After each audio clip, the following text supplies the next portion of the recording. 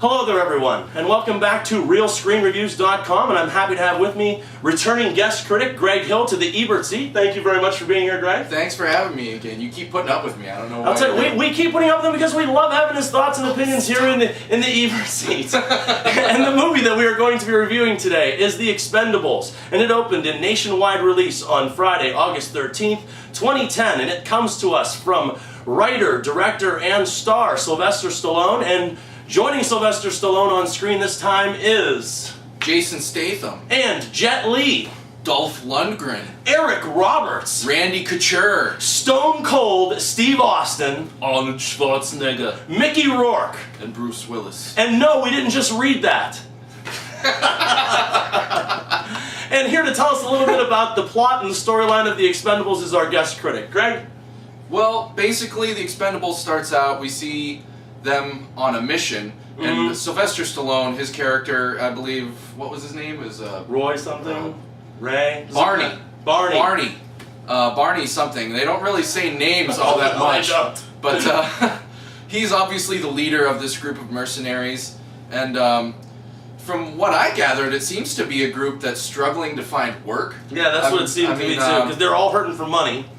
Yeah, but they get this job offer, and they do some investigating into the job, and that's a brief. It's a very simple plot. They're hired to go after this General Garza, General Garza, like and he's a very, very bad man into the drug cartel scene. Well, I'll start right off that by saying I got to give it up to Sylvester Stallone because the man really knows how to make an action movie. He knows how to make an action movie. He knows what his fans want. He knows what his fans want to see. He knows what they're paying money to see, and he delivers tenfold with this film. And I got to compliment the man because he realizes his age at this point, and he surrounded himself with the best heavy hitters, I think, since the Dirty Dozen, in my opinion. Just a fantastic, well-rounded action cast. But I have to compliment him because I love the fact where it was near the end of the movie, but where he actually gets beat up and he says, "I just got my butt kicked."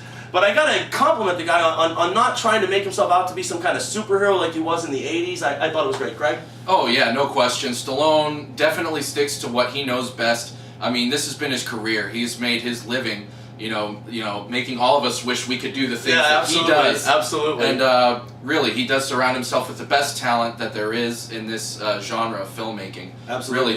He really delivers with this one. Tom Cruise was in Night and Day about a month and a half ago, and I thought that he still made a very credible action star at 47. But Stallone is still a very credible action star at almost 60 years old. I mean, you gotta tip your hat to the guy. I think he's even older than 60 though. I heard somewhere he's like 64. Well, it's not. I don't know. I really don't know his age. But I will say, I mean, he knows how to make an absolute entertaining action and fighting film. Okay.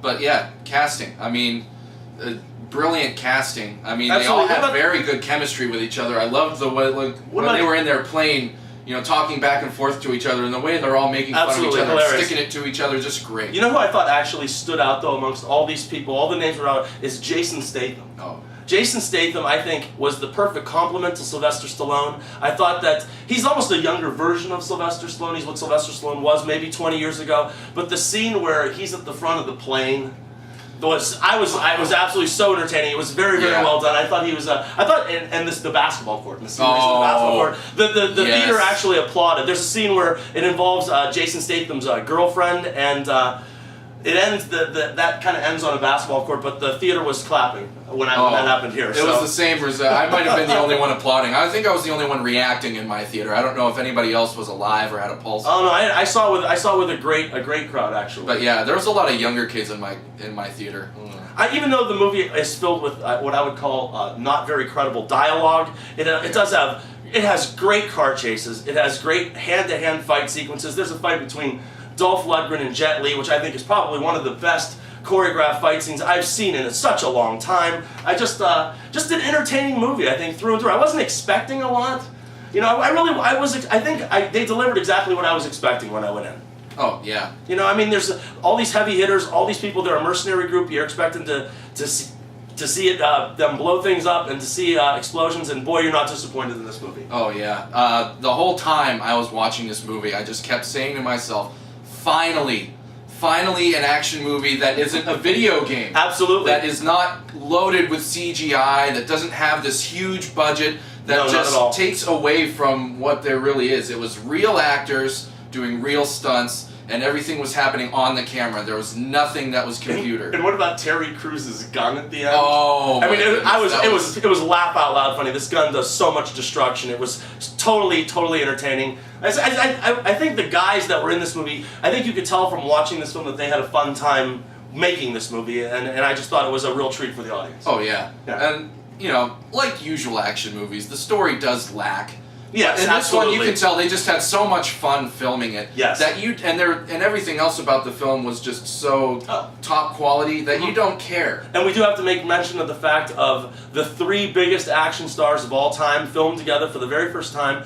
I thought the scene worked. Oh. They got to poke fun at each other. We're talking obviously about Arnold Schwarzenegger, Bruce Willis, and Sylvester Stallone get to share the screen for the first time ever in a film. Yes. And I don't want to compare it to the 2 legends of the movie Heat, Robert De Niro and Al Pacino, but it really was something to see these 3 legendary action stars, if not the 3 legendary action stars of all time, on the screen at the same time. It was really a treat. Oh, it was. And, you know, I think, you know, the world stopped for a second when that scene came in. At least for all the people that grew up loving these movies, it did anyway. But yeah, I mean, in the 80s and the early 90s, if there was an action movie that came out, it was one of these 3 guys that was starring in that movie. Well, all right, well, let's get to this. How many stars are you going to give it? Like I said, I've been waiting for a movie like this for a long time. So you're unbiased. You're not swayed in any direction going. I'm not swayed in any direction. I'm completely unbiased. But I think a lot of people have been waiting for a movie like this, something refreshing that's not, like I said, a video game. I gave this movie 3.25 stars. Like I said, the story does lack, but you really don't care watching this movie. It's just a fun time. I'm gonna say just a tad bit less down, but I'm gonna say it's 3 stars because, like I said, there's no surprises here. It's a straight action movie. It's a throwback to the action films of the '80s, and if that's what you're interested in, you're gonna be totally satisfied walking out. I say a solid movie, 3 stars out of 4. I really enjoyed this film. Oh yeah, definitely worth your time and money to go see this one, especially if, like he said, you're a fan of the old action movies. Absolutely. Well, I guess we're going to sum this up, and I'm going to say, Greg, thank you so much for joining me in the Ebert seat once again, and... We're not always right, only when it comes to the movies. And thank you very much for your attention.